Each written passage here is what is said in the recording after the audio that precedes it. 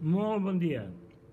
La pregunta avui és si necessitem de paraules per comunicar el nostre pensament.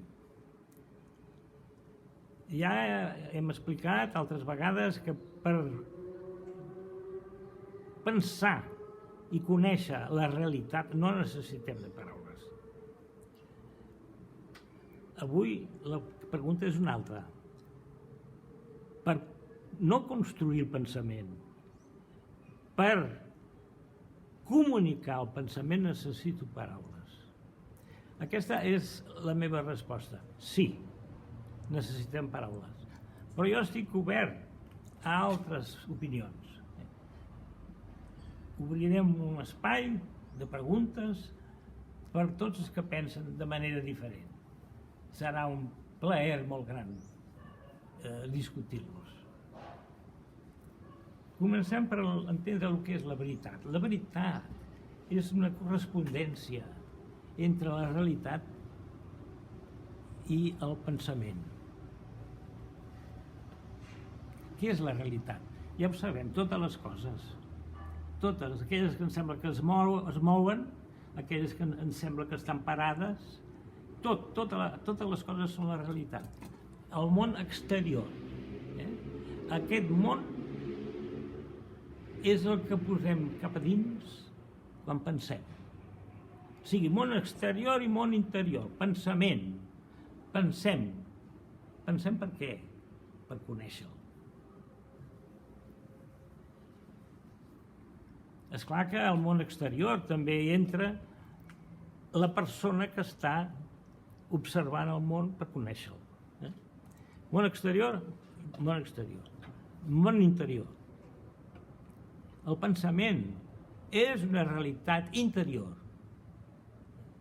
que, si té realitat, té també atributs. Perquè és una realitat. És la realitat pensada.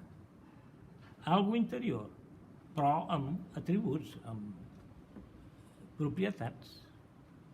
Per exemple, el pensament té immaterialitat, és immaterial. El pensament té localització. El pensament té temps. Ara penso, ara no penso. O sigui, el pensament complet és un ser. Quan el volem comunicar, necessitem de paraules, i ara ho explicaré. Si el món exterior, si les coses exteriors reals tenen una existència d'elles mateixes, aquestes coses, quan són pensades, evidentment, no poden tenir la mateixa existència dins de nosaltres. Existeixen dins de nosaltres d'una altra manera, perquè les persones, les coses, tots els objectes no poden entrar amb el seu cos dins de nosaltres. Aleshores, són immaterials. El pensament és immaterial. I el que té és sentit. Si no té sentit, no transmet la seva veritat. No transmet la seva veritat. El pensament només té sentit quan és construït amb frases mentals. Frases amb subjecte i predicat, i verb, entens? Aleshores sí que necessitem paraules. Paraules pels noms i pels verbs. Aleshores, passem per als altres, expressem el nostre pensament complet, en paraules. Paraules que aprenem. Com les aprenem, aquestes paraules?